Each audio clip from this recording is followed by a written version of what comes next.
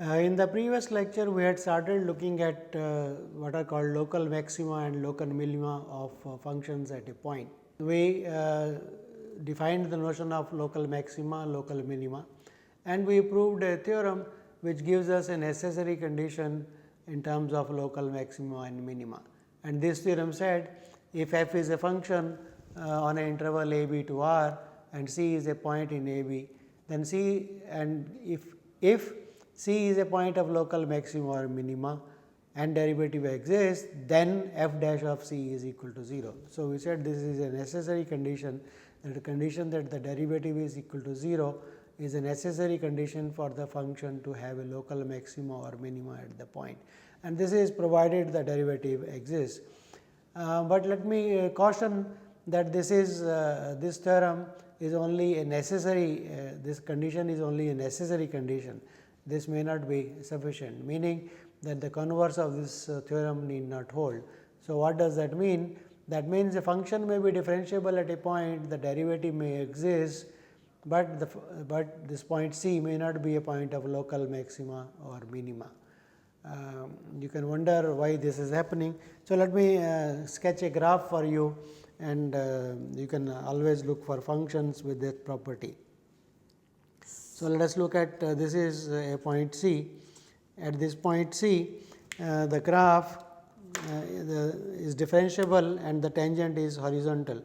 So, at this point the tangent is horizontal. What kind of a graph this function can have? For example, I can have a graph which goes like this, right.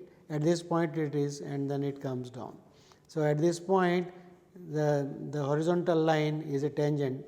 That means, whether I go from the left side or from the right side. So, whether I am going like this, then this line is a tangent, and this line also is a tangent if I am going from this side. That means, the left derivative and the right derivative exist and are equal to 0. If you wonder what a formula for this kind of a function, an example, look at the function f of x is equal to x cube, right.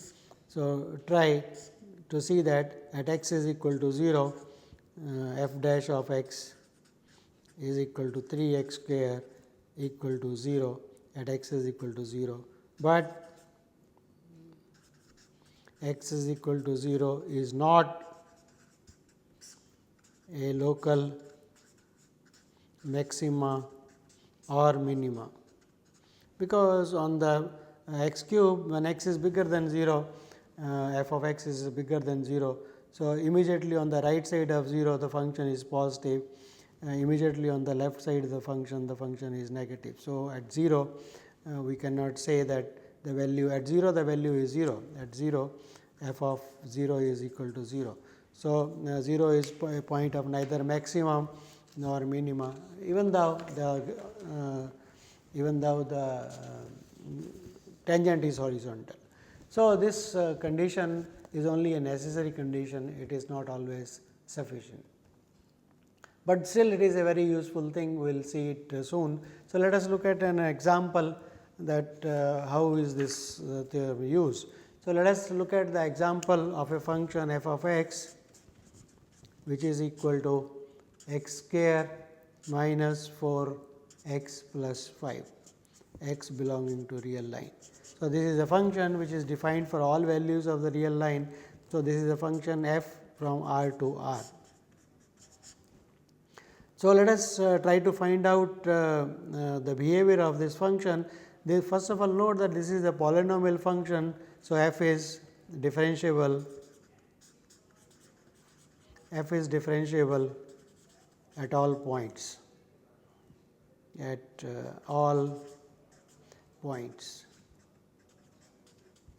and its derivative f dash of x we can compute by looking at the derivative theorems. It is a polynomial function.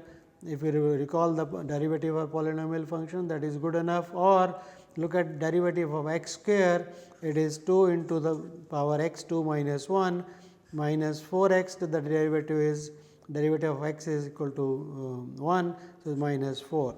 So, derivative is equal to this. So, let us look at the point where f of x is 0. This implies that 2x minus 4 is equal to 0, and that implies x is equal to 2. So, x is equal to 2 is a possible point where the function can have a local maxima or a minima. So, let us note that this is a point 2. If I take a point x on the left side of it, so if x is less than 2, then what happens to the derivative? If x is less than 2, that means that is x minus 2 is less than 0. So, x minus 2 is less than 0. So, that means the function is, so implies that f is strictly decreasing on the left of 2. So, minus infinity to 2. In this interval, the function is strictly decreasing.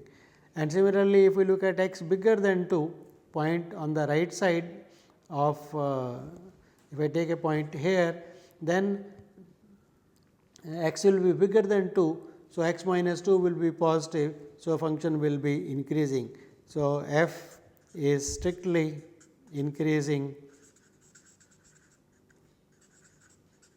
in the interval 2 to infinity. Mind it, I am purposefully writing 2 to infinity because 2 open, because our theorem about the derivative being derivative equal to 0 or derivative bigger than 0 or less than 0 was applicable only for open intervals. So, but anyway, here the function is continuous. So, I can say even the closed interval is okay here, because of continuity this will happen at the point 2 also. So, f is strictly decreasing on minus 2 to minus infinity to 0, and f is strictly increasing in 2 to infinity. So, clearly f is sloping down on the left of 2, sloping up on the right of 2. So, the function has a local minima at the point x is equal to 2. So, let us have this conclusion written down. So, x is bigger than 2. So, f dash of x is bigger than 0, x bigger than 2. So, it is increasing on this side and decreasing on the left side. So, it is decreasing on the left, increasing on the right. So, that says that f has a local minimum at the point 2. So, that is how the derivative condition is used in analyzing whether the function has a local maxima or local minima at a point. So, this is once again at the point 2, it was decreasing, and on the right side increasing. So, that is what happened in our function. So, note that f is differentiable at the point 2 and f dash of x is equal to 0. So, that is happening. So, let us look at an example that f of x is equal to 2x cube plus 3x square minus 12x plus 4 when x is equal to. Now, let us differentiate this function and see, this is a polynomial function once again. So, it is differentiable everywhere. So, what will be the derivative? Derivative of this will be derivative of the first term plus derivative of the second term plus derivative of the third term plus derivative of the last one. So, derivative of the first one gives you 3 times 2 into x square. So, that is 6x square plus derivative of this term, that is 2 power comes down. So, that is 6x minus derivative of 12x is minus 12. So, that is equal to, and derivative of the constant function is 0. So, derivative of f of x 2x cube plus 3x square minus 12x plus 4 is nothing but f dash of x is equal to 6x square plus 6x minus 12, which we can simplify as take 6 common. So, inside is x square plus x minus 2, and now factorize this x square quadratic. So, you should know how to factorize the quadratic. So, this the factors here are x plus 2 and x minus 1. So, if you do not know how to factorize quadratics or factorize cubics, better revise your knowledge so that you are able to solve problems. So, that means f dash of x is equal to 6 times x plus 2 into x minus 1. So, now let us analyze when will this be positive or negative. So, let us look at the point. This quantity product will be positive if both the terms are positive, right. So, product of two terms is positive, each one is positive. So, x plus 2 is bigger than 0 and x minus 1 is also bigger than 0. That means, x should be bigger than or equal to minus 2 and x should be less than or equal to x minus 1 should be bigger than 0. So, x should be bigger than 1. So, that means, the derivative will be bigger than or equal to 0. We want x bigger than minus 2 and x bigger than 1. So, this will be satisfied only when x is bigger than 1. So, derivative is bigger than or equal to 0 if x is bigger than or equal to 1. And when will this quantity be negative? So, either this is negative and this is positive, or this is positive and this is negative, and that will precisely. So, this is we looked at derivative positive and both terms are positive, but there is another possibility of derivative being positive when both terms are negative. Product of negative into negative is also positive. So, x minus 2 is negative and x minus 1 also is negative. That will give us the second portion where the derivative is bigger than or equal to 0. So, that is precisely saying that x plus 2 less than 0 and x minus 1 also less than or equal to 0. So, that gives us the derivative is positive if x is less than minus 2. So, in the interval minus infinity to minus 2 and 1 to infinity, the derivative is positive. So, the function will be increasing in that interval. So, that both the cases when the derivative is positive are put into this form, then f dash of x is bigger than 0 when either x is less than minus 2 or bigger than 1. So, in this portion of the real line of the domain, the function derivative is positive. So, the function will be a increasing function. On the remaining part, that is in the interval minus 2 to 1, one of the terms, either this will be positive and that will be negative, or that will be negative and this positive. So, the product will be a negative quantity. So, that is shown here, that if f dash of x will be less than or equal to 0 if this is positive and this is less than or equal to 0, or this is less than or equal to 0 and the other term x minus 1 is bigger than 0. So, that gives us the domain where f dash of x will be less than 0 if x is bigger than minus 2 and less than or equal to minus 1. So, these two put together give us a complete description of the function, namely in the interval minus 2 to minus 1, in the interval minus 2 to 1 and the portions where x is less than minus 2 and so, we have analyzed cases in this portion of the domain, the function is strictly increasing, and in this portion of the domain the function is strictly increasing. In this portion of the function is strictly decreasing. So, what can you say about the points? So, the points which we have not really analyzed are the points x is equal to minus 2 and 1. See, on the left of minus 2, on the left of minus 2 here, on the left of minus 2 the function is strictly increasing and then it becomes decreasing. So, that means at the point x is equal to minus 2, the function has a local maximum. And if we look at the point 1, then on the right of 1 the function is increasing and is increasing on the right of 1 and decreasing on the left of 1 from this criteria. So, this conclusion. So, that means at the point x is equal to 1, the function has a local minimum. So, all this can be put together. So, where it is, so in this portion the interval the function is decreasing. So, we can put this together and f of dash of x is equal to 0 at the point -2 and equal to 1. So, all this information gives us a conclusion that at the point x equal to -2 is the point of local maximum and x is equal to 1 is a point of local minimum. So, what we have done is to analyze the points of local maximum or local minimum for a function like this example. We looked at the function, and because our function was everywhere differentiable, we found the derivative and we looked at the equation derivative f dash of x is equal to 0. Among all these points, we looked at the nature of the derivative on the left and right of these points and made conclusions that -2 is a point where the function has a local maximum and x is equal to 1 is a point where the function has a local minimum. Just by analyzing the first the derivative of the function at a point.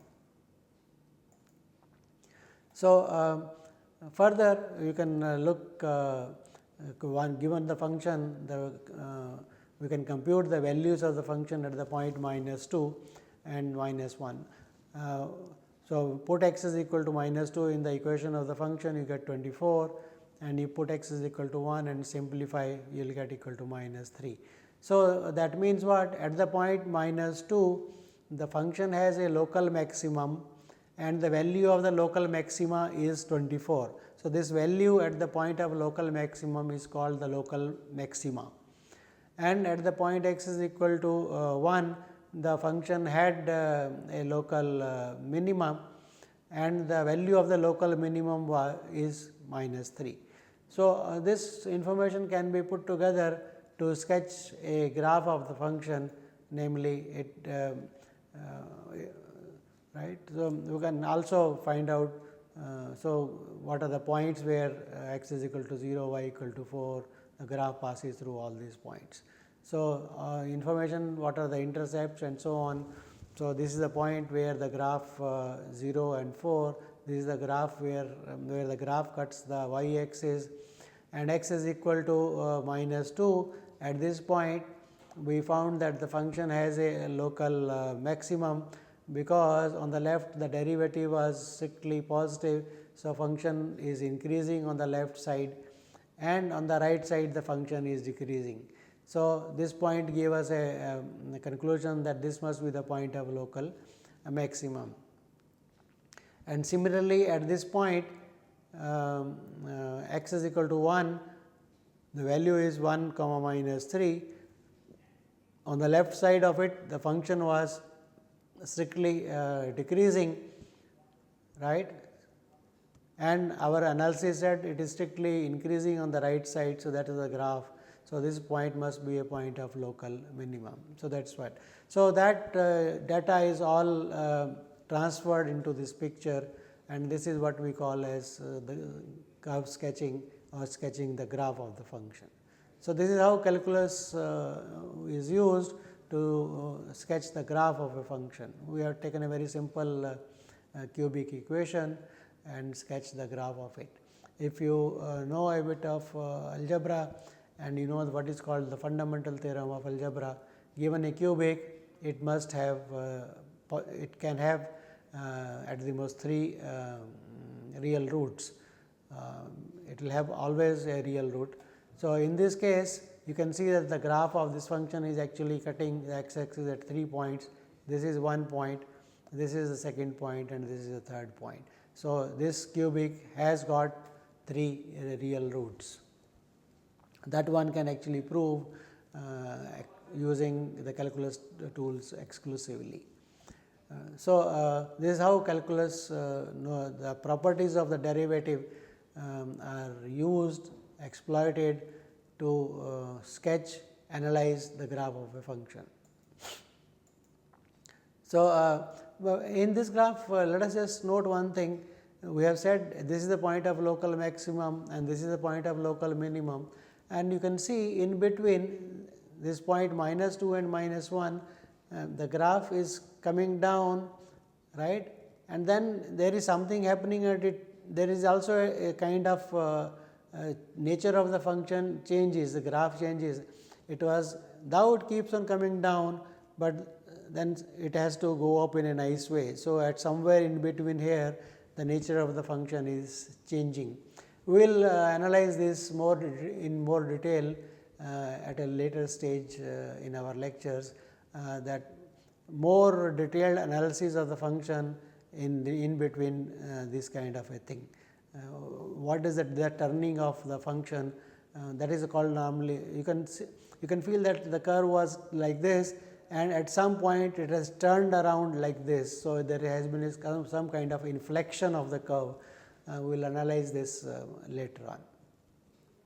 Let us look at some examples of this analysis in our say economics commerce.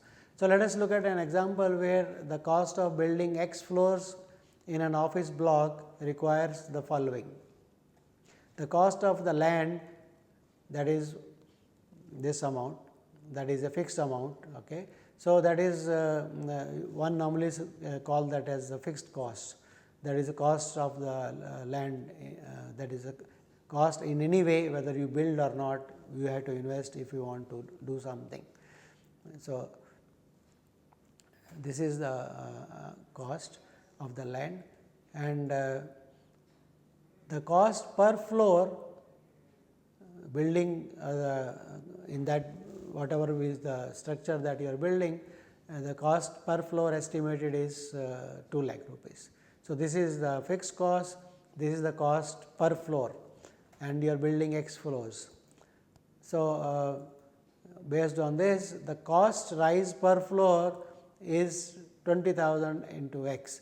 If there is a X floors are built, then for that floor this much cost, maybe the labor cost goes up or whatever it is, this is given. The cost rise per floor is 20,000 times X.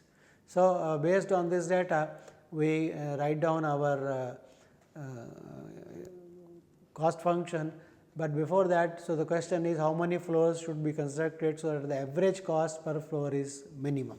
So, that is the question one would like to analyze for this kind of a scenario. So, how many floors should be constructed so that the average cost per floor is minimum. So, what we have to do mathematically, what is required is we find the average cost function, average cost as a function of X, the number of floors you are constructing, and for that function we need to find the minimum value. So, to do that, first let us find out the average cost. So, the total cost for X floors, so let us denote it by TCX, total cost for X. This is the fixed cost, right, plus this is the cost which is per floor rise, okay, and this is the cost rise per floor and the cost per floor. So, this is the cost per floor. So, on one floor the cost is 2 lakh. So, for X floors the cost will be this, plus the cost rise per floor, it is 20,000 X, right. So, it will be 20,000 in X into X, because X floors are being constructed. So, this for that particular floor X, the cost rise will be 20,000 X into X. So, that will be the cost rise.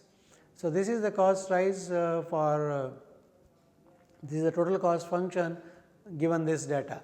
So, from this we would like to find out what is the minimum for the average cost. Okay. So, this is the total cost. So, how from total, how do you find the average? By dividing. So, average is total cost divided by the number of floors that you have constructed. So, T total cost for X divided by X. So, that is equal to this equation, right. We have just got the constant, we have just taken it out, 10 to the power 4. So, average cost as a function of the number of floors constructed is the following. So, as a now to find out what is the minimum, what is X such that ACX is minimum. So, mathematically that is a question to be analyzed, and for that this is a polynomial function. There is a denominator x, but 1 over x also we know is differentiable because the number of floors is always going to be bigger than 0. So, that is no problem at all. So, derivative of this function a c x is nothing but 1 over x. So, that is as same as x raised to power minus 1. So, minus 1 into x raised to power minus 1 that is 2. So, 1800 divided by x square. So, minus 1800 divided by x square is the derivative of this. Derivative of 20, that is a constant function, that is 0, plus derivative of 2x, that is equal to 2. So, putting them together, what we get is derivative of average cost function as a function of x, the floors, is equal to this. And to find minimum, we should put by that necessary condition the derivative equal to 0. Once you put derivative equal to 0, this is equal to 0, and we have to solve that. So, solving that means 1800 plus 2 x square is equal to 0, that means x square is equal to 900.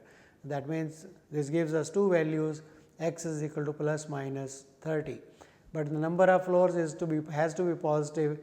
So, we discard the negative value. So, x is equal to 30.